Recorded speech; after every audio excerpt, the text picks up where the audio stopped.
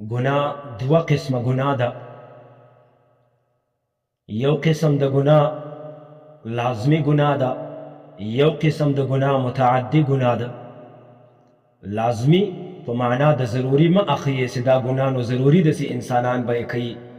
معنا یې درښیم چې لازمي څه معنا او متعدي څه معنا.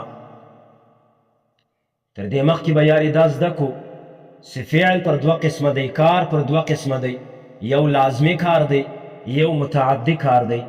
لازمی کار دی ته وایي چې یوازې په فاعل باندې پوره کېږي، په کارکوونکي باندې پوره کېږي، بل شي ته ضرورت نه لري.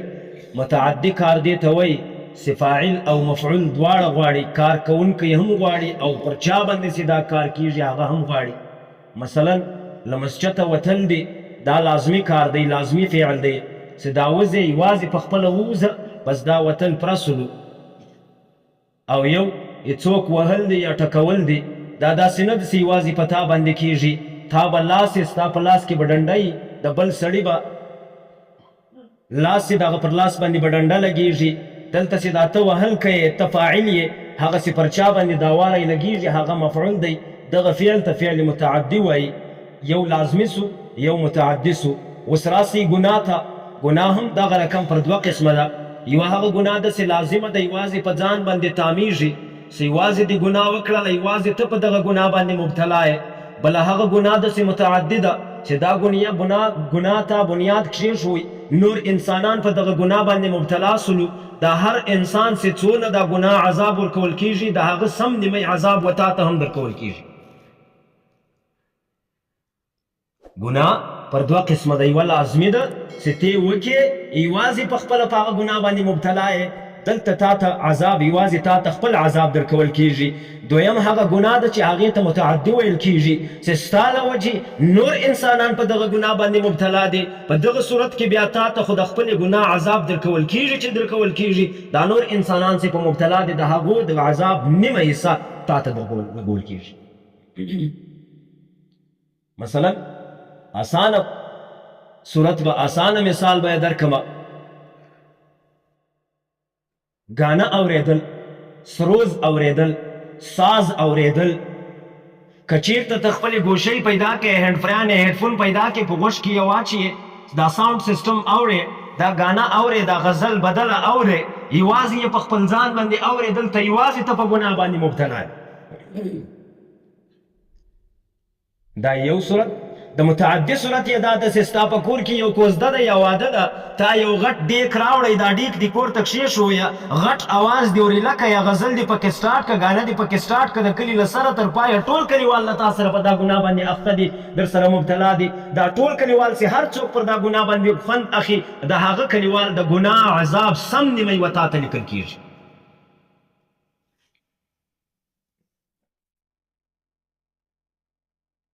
رسول الله صلی الله علیه وسلم چې کله معراج ته تللی، پر لارې په د عجایبو کې یوه عجیبه دا وه چې یو سړی ده بار جمع کوي جمع کوي جمع کوي جمع کوي، خو سیاق یې بیا یې نسي وړی. جبرائیل علیه الصلاة والسلام ته وایي دا څوک ده او دا څه کیسه ده؟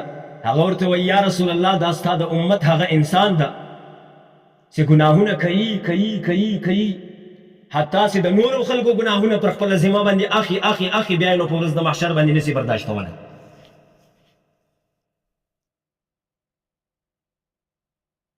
ګناه متعدي ګناه چې کومه ده دا ډېره سخته ده. لازمي ګناه یوازې ته په هغه ګناه باندې مبتلا یې، توبه وباسه، الله تعالی به دې وبخښي. متعدي ګناه چې کوم انسانان تا په اخته کړي دي په دا ګناه باندې، د هغو ټولو انسانانو ته چې څونه عذاب ورکول کېږي، هغونه عذاب تا ته نه ورکول کېږي. په خبرو مو سر خلاصېږي انشاءالله. بیا دا ګانا غزل دا خو اوس یو رواج ګرځېدلی ده په معاشره کې، عام ګرځېدلی ده.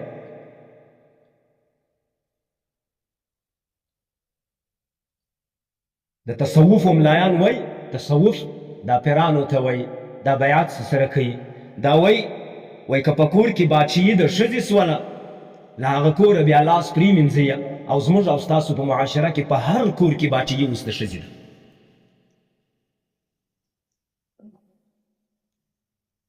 د انسانانو تر کنټرول دا ښځې اوس وتلي دي. بالخصوص موږ او تاسو کلی در ښیم. ګوري په دغو خبرو تاسو خوا مه بدوئ. زه تاسو ته دلته ناست یم حقه وینا حقیقت خبره درته کومه چې کومه وینم کومه اورم هغه درته کومه. داسې نه چې زه له ځانه غږېږم. زموږ او تاسو په کلي کې تاسو حقیقت دا حقیقت را سره ومنئ چې زموږ او تاسو په کلي کې تر سم نیمه ډېر خلک اوس وخت پروژو څخه بیریږي. که ښځې ویل چې دا کار دی د دی به خامخا کوي. حالانکه تصوف څه وایي؟ تصوف دا خبره کوي وایي که چېرته تا یو کار کوئ له ښځې سره په هغه کار کې مشوره وکړه. له خپلې ښځې سره په هغه کار کې مشوره وکړه. حیران یې چې دا کار وکړم که نه وکړم. له خپلې ښځې سره مشوره وکړه. که ښځې درته ویل چې دا کار وکړه مې کوه پرېږده. ځکه چې ښځه ناقص العقله د عقل یې نیمۍ ده کار نه کوي. که ښځې درته ویل چې دا کار مه کوه هغه کار بیا خامخا وکړه مې پرېږده. د تصوفو ملایان تا ته دا وایي د ښځې مشوره در سره مه منه. خو ما او تا معاشره تر دې حده لوېدلې ده چې د ښځې امر ګر سره منو. مشوره خو پرېږده. یو مشوره ده یو امر ده. مشوره ملګری یو ملګري ته ورکوي. ځوان همزولی یو همزولي ته مشوره ورکوي چې دا کار وکړه دا کار ستا لپاره نفعه ده. امر مشر و کشر ته ورکوي. مثلا یو سپین ږیری سړی ده یا تر ما مشر سړی ده ما ته ووایي چې مولوي صاحب دا کار وکړه. هغه کار که چیرې د دین په چوکاټ کې دننه و پر ما باندې واجب ده چې هغه کار به زه کوم. ځکه چې د مشر امر منل لازمي دي.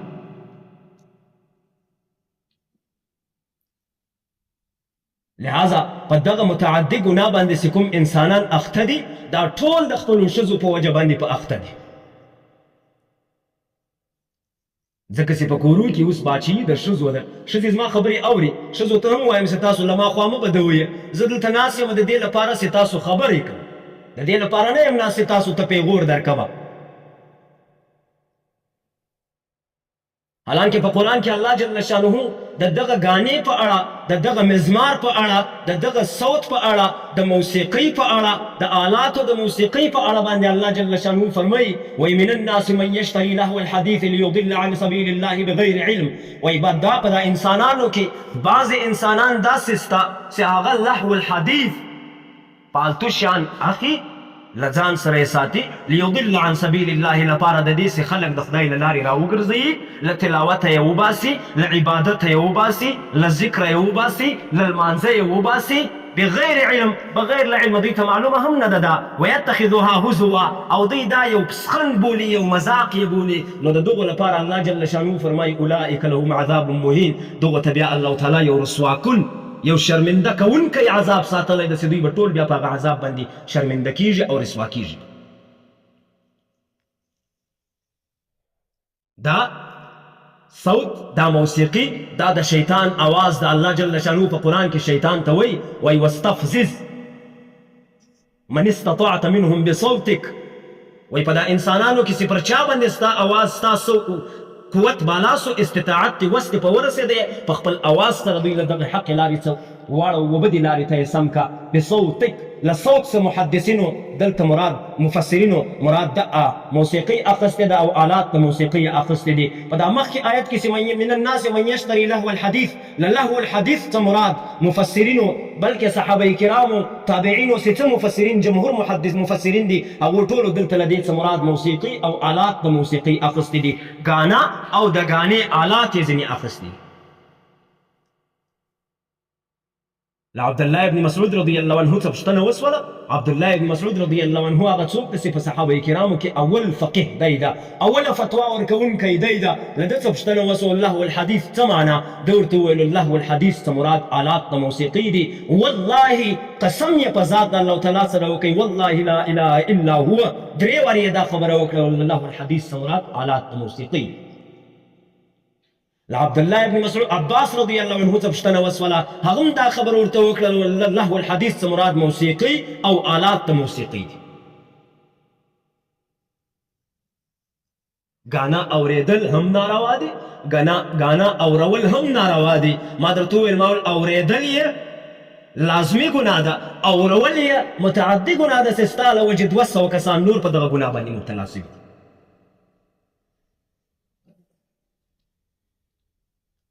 قرآن کریم باندې ثابته ده چې لهو الحدیث حرام دي. غانې اوریدل او اورول دا حرام دي ناروا دي ګناه کبیره ده. او په حدیثو باندې هم دا ثابته ده چې دا ناروا دي. لأنس بن مالک رضی الله عنه سے روایت دی وی رسول الله صلی الله علیه وسلم ویل والصوتان ملعونان فی الدنیا والآخرة دو داسې اوازونه دي چې هغه دواړو باندې لعنت ویل سوی ده فی الدنیا والآخرة په دنیا او آخرت کې دا دواړه اوازونه ملعون دي صوت مزمار عند نعمة وصوت مرنة عند مصیبة صوت د مزمار و بانسری ته وایي بانسری و دغه باجې ته وایي چې ما ورته کله یو وخت یو پروګرام جوړوو یو غزلي والا راځي له هغه سره د باجې والا په څنګ کې خامخا یي هغه باجه چې کومه ده صوت د مزمان عند نعمت په حالت د نعمت کې چې یو نعمت خدای درکوي یا کوزده ده یا واده ده یا زوی ده یا یو بل نعمت ده دلته بیا دا صوت د مزمار چې څوک وایي دغه پر دغه آواز باندې لعنت په دنیا او په آخرت کې ویل سوی ده او صوت مرنة عند مصیبت چې کله یو مصیبت در باندې رالی د مصیبت په حالت باندې د زړه آواز چې کوم راوځي چې انسان زاړي آواز یو سره راوځي دا آواز هم ملعون په دنیا او آخرت کې دی یو بل حدیث کې راځي رسول الله صلی الله علیه وسلم فرمایي الغناء ينبت النفاق في القلب كما ينبت الماء الزرع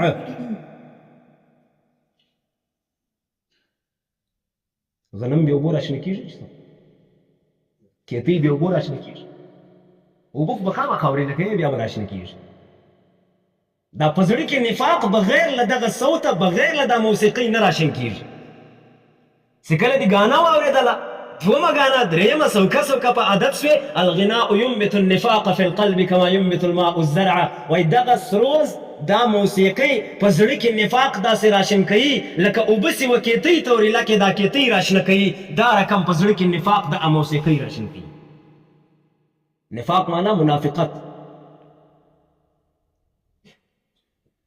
ګورې زه بیا هم ته وایم دلته زه پر دې ځای چې ناست یم د دې لپاره نه یم ناست چې تاسو ته پیغور درکړم منبر ځای د قسم نه ده چې انسان قسم ورباندې وخوري خو زه به هم بیا تاسو ته قسم وخورم والله بالله که مې مقصد دا یي چې تاسو ته پیغور درکړم والله بالله ښځو ته هم وایم چې والله بالله که مې مقصد دا یي چې تاسو ته پیغور درکړمه دلته ناست یم مسؤلیت مې دا ده چې تاسو له بدو راوګرځوم پر نیکه مو امر کړمه ولو که زه په خپل ځان کې هر څونه په اوبو کې یم هر څونه پر وچه یم هغه زما او د الله تعالی خپل کار ده هغه ما درته وویل ما په لازمي ګناه باندې یوازې ته مبتلا کیږي په متعدي ګناه باندې نور انسانان در سره مبتلا کیږي زه که هر څونه پر وچه یم هر څونه پر اوبو یم هغه ما ته معلومه ده والله ته معلومه ده تاسو ته زما دا مسؤلیت ته چې ته زه پر نیکو باندې امر کړم له بدو مو راوګرځوم پیغور والله بالله که درکوم نه مې مقصد د پیغور درکول په حدیثو باندې هم ثابته شوه چې سروز اورول او اورېدل ناروا دي په قرآن کریم هم ثابته شوه چې سروز اورول او اورېدل دواړه څه شي دي ناروا دي بل ځای حدیث کې راځي رسول الله صلی الله علیه وسلم فرمایي وی ان الله حرم علیکم الخمر والمیسر والکوبة په تحقیق سره الله تعالی پر تاسو باندې حرام کړي دي شراب یې پر در حرام کړي دي میسر جوا قمار موږ او تاسو خمار ورته وایي دغه خمار یې در باندې حرام کړی ده والکوبة او ډول یې در باندې حرام کړی وعید ډېر سخت وعیدونه پر راوارد سوي دي پر دا سروز په اړه باندې یو حدیث کې راځي رسول الله صلی الله علیه وسلم فرمایي راویان یې مختلف دي بعض محدثین وایي راوی ابو مالک اشعري ده بعض وایي چې نه ابو عامر دی خو اختلاف د محدثینو بیرته په سند کې پر یو ځای باندې سره راځي اتفاق کیږي متفق کیږي روایت د دواړو یو دی حدیث داسې دی رسول الله صلی الله علیه وسلم فرمایي وایي زما په امت کې به داسې خلک راوپاڅېږي یستحلون الخمر والمیسر والمعازف زما په امت کې به داسې خلک راپورته سي چې هغه به شراب او جوا او سروز دا به د ځان لپاره حلال تصور کړي جایز به یې تصور کړي جایز به یې وبولي چې دا مشتروا دي مشتجایز دي او هغه معاشره اوس د ژوندۍ سوې د هغه علامات یې ټولې ظاهرې سوي دي حضرت عائشہ صدیقه رضی الله عنها وی رسول الله صلی الله علیه وسلم وفرمایل و زما له امته به داسې خلک پیدا سي چې هغه به دا درې شبشان حلال وګڼي خو دا انسانان به الله تعالی په مځکه باندې نه باسي دا انسانانو به ته به شکلونه الله تعالی پیزو او د خنازیر او د خنزیر شکل به ورکړي او پر دغه انسانانو باندې به الله تعالی له اسمانه د ډبرو باران ووري. عایشه صدیقه رضی الله عنها وایي ما ورته وویل ما ویل یا رسول الله لو کانوا یقولون لا اله الا الله که څوم دوی لا اله الا الله کلمه وایي بیا هم پر دوی باندې دا عذاب راځي. رسول الله صلی الله علیه وسلم وایي لو کانوا یقولون لا اله الا الله که څوم دوی د لا اله الا الله کلمه وایي پر دوی باندې به دا عذابونه بیا خامخا راځي چې دوی دا درې شیان حلال او جایز وګڼي. اوس جایز نه ده، اوس حلال نه ده، اوس فرض ده. زما او ستا په کلي کې چې کله کوزدی یا واده ډیک نه هغه نه واده ده نه کوزده ده، دریا نه هغه نه واده ده نه کوزده ده. هغه اساسي یو مجلس ده، جوړ سو تر پایه ورسېدی ختم سو. حالانکه یو حدیث کې راځي د دې نقصان در ښیمه. یو حدیث کې راځي رسول الله صلی الله علیه وسلم وایي المسلم من سلم المسلمون من لسانه ویده، کامل مسلمان هغه څوک ده چې نور مسلمانان د ده له ژبې او د ده له لاسه څه په امن سو. تاسو ماته ووایئ چې په یو کور کې ډیک لګېږي سپین ږیري کېدای شي بیا یې لکه نوم خانه خراب د شپې د ورځې پرې ولګوي، د شپې یې لګوي. د دې لپاره ګورئ دا امر د شیطان د شیطان په ذهن کې دا ور واچوئ تاسو یې د شپې ولګوئ چې دا انسانان بیده نه شي، دا انسانان آرام ولګي. په دا انسانانو کې سپین ږیري شته، په دا انسانانو کې سپین سري شته، په دا انسانانو کې مریضان شته، عاجزه خلک پکې شته. هغسې مازې یو درب واوري یا یو ټک واوري ټوله شپه بیا دوی ویښ نه شي، یو وارې راپورته سو بیا دوی ته خوب نه ورځي. دا ته یې له ما سره ومني دا سپین ږیرو سره دغه حالت ته ته یې هم را رسېږي. خاص دا ځوانانو ته دا د سپین ږیرو حالت ته ته یې هم را رسېږي. که مو دا زما خبرې بیا په یاد نه سولې بیا راسئ چې ما ته په هر نامه ووایاست، په هغه نامه راته ووایاست. نن له هر سپین ږیري څه پوښتنه وکړو تا په شپه کې سي یو وارې راویښ سي بیا بېرته خوب درځي که نه درځي، بس د ده خوب پر هغه ځای باندې پوره سولو. که پوره نه ده هم ذهني دباو ورباندې راغی خوب ځینې ولاړی غایب سو. مریض سړی په کلي کې پروت دا دربی اوري هغه ته خوب نه ورځي، نسي ویدېدلی. بیا خو معاشرې ته اوس بیا دا بل شی هم راغلی دی چې دا پورته یې کړي یو لوی ټک وکړي، شنیان یې که حیوانان یې که انسانان یې ټول وبېروي.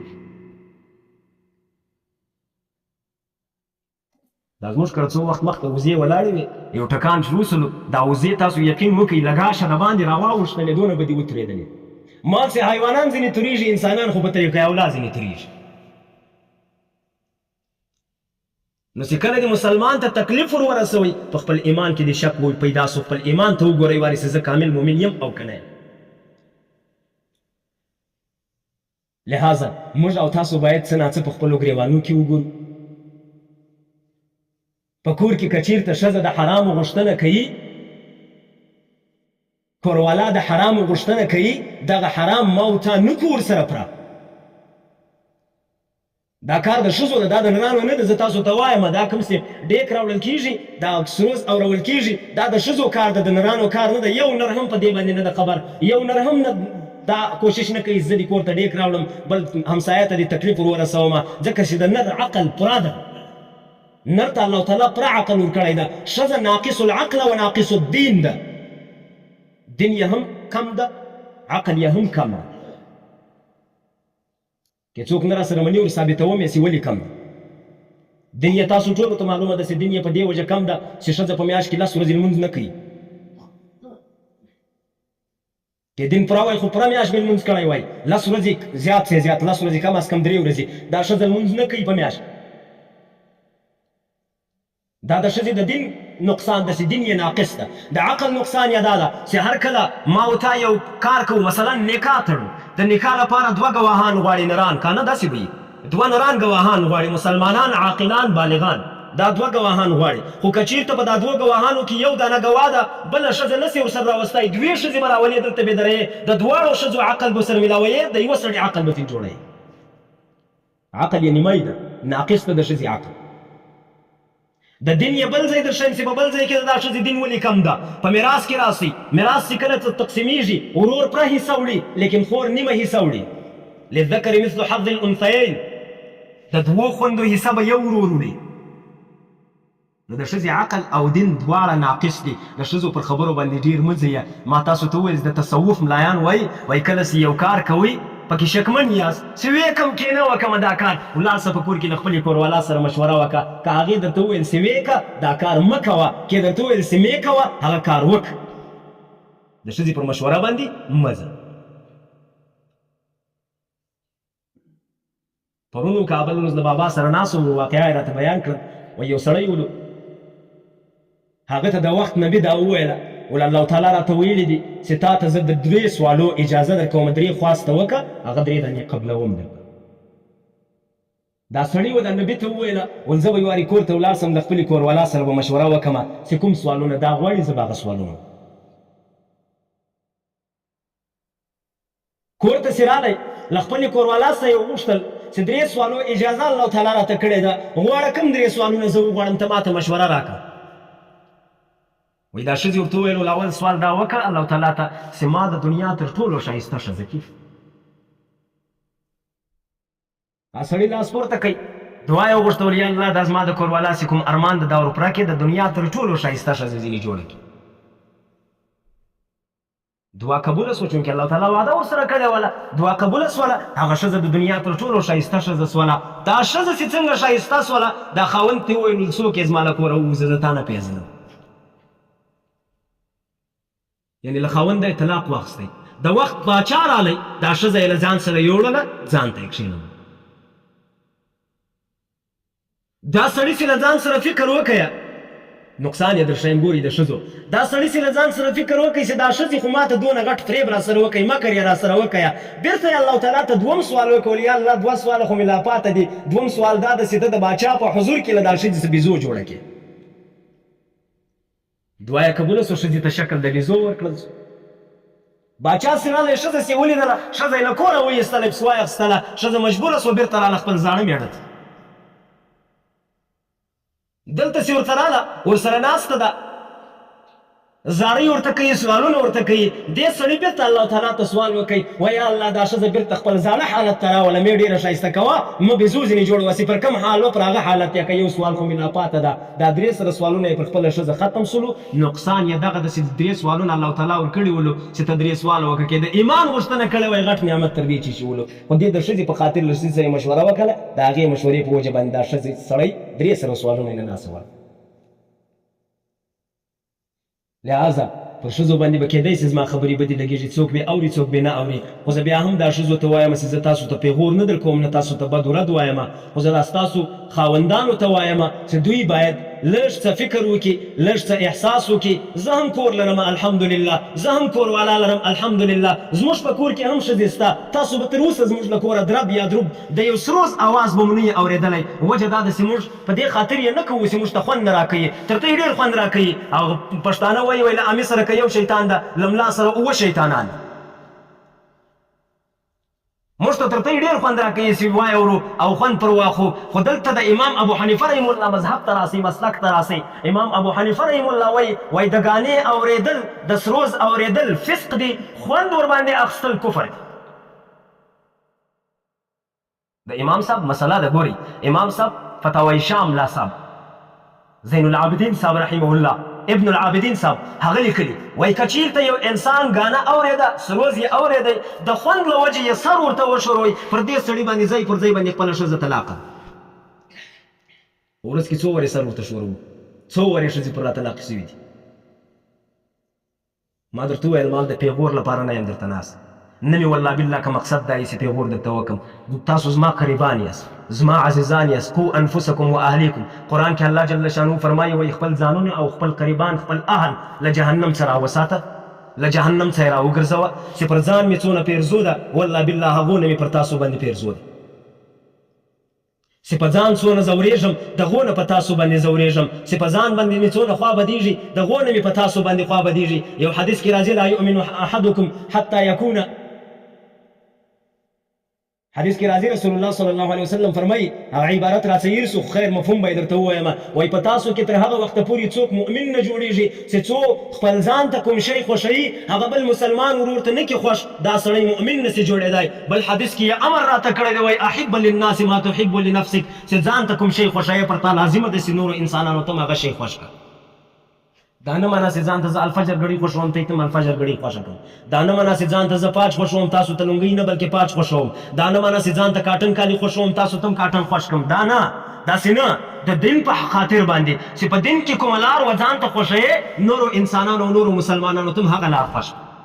په دین کې کوم عمل ځان ته خوښوې هغه عمل نورو مسلمانانو ته هم خوښ کړه. حدیث ته ګوري احب للناس ما تحب لنفسك، چې پر ځان باندې مې نه لورېږي دا سروز اورېدل یا سروز اورول پر نورو مسلمانانو باندې مې هم نه لورېږي. لہذا د دې په خاطر باندې درته وایم موسم د کوزدو ده، موسم د ودو ده، په دغو کوزدو کې لږ څه احتیاط وکړئ. ډېک دا ځوانانو ته وایم، ځوانان ډېر په دغه کې پر شا تللي دي، خوا مه راڅه بدویه. په کور کې بس ښځه ورته ووایي وایي ته دا روپۍ در واخله ولاړ شه ډېک راوړه. ځوان په موټرسایکله باندې پښه واړوي لا خوا یې لا غځي یې لګولی یې پر لارې هم لګېږي را یې وړي کور. ما ته خپله یو ځوان وویله وایي مولوي صاحب څه مې په کړي وایي ډېرې زارۍ یې راته وکړې چې هر څونه زارۍ درته وکړي مې ورسره مني. دا جهنم ته په زاریو باندې ځان مور اچوئ. په دنیا کې تاسو ته زه دا وایم چې که چېرته یو انسان ته یې ته زارۍ وکړي ډېرې زارۍ درته وکړي چې ته دا خپل لاس پرېږه ما ته یې راکړه ته یې ورکوئ؟ ورکوئ؟ نه ورکوئ. که څوک تاسو ته زارۍ وکړي چې دلته اور بل ده دا اور ته ور ولوېږه زما زوی هلته کې سوځي هغه زوی راته راوباسه. کوم سړی دونه نر کېږي چې ځان ور واچوي زوی ورته راوباسي؟ د دنیا اور ته نه ورلوېږي. لیکن په زاریو باندې هغه د جهنم اور ته چې د دنیا اور د جهنم د اور اویایمه حصه ده، نه شپېته درجې نور هغه پر لوړ ده.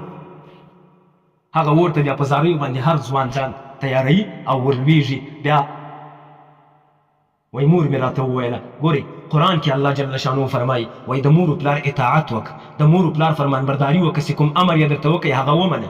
هو په دین کې پر دینداري باندې په ګناهو کې نه کې د ګناه امر درته وکړي نه به ورسره منې، د مور و پلار سره به هم نه منې. مې ورسره منه که دا مور له تا څه خوابدهي پر دغه باندې بیخي دې بده کړي. خو الله جل شانو امر درته کړی ده د مور خوابتون مهم ده که د الله تعالی خوابتون؟ مور خوابدی که خو الله مه خوابدی که، پلار خوابدی که خو الله مه خوابدی که. بخشش بیا هم غواړم که چیرې تیزې خبرې راته څه وي خو دا بیا هم درته وایم ګورې دلته ناست یم والله بالله که مې مقصد د پیغوري پر دې ځای باندې ناست یم مسؤلیت مې دا دی، دا مې لار ده، دا مې فرضیت ده، پر ما باندې فرض ده، دا پر را لازمي ده چې زه تاسو ته هغه خبره وکړم کومه خبره چې ستاسو په حق کې بهتره وي له هغه کاره م راوګرځوم کوم کار چې ستاسو په حق کې نقصان دی.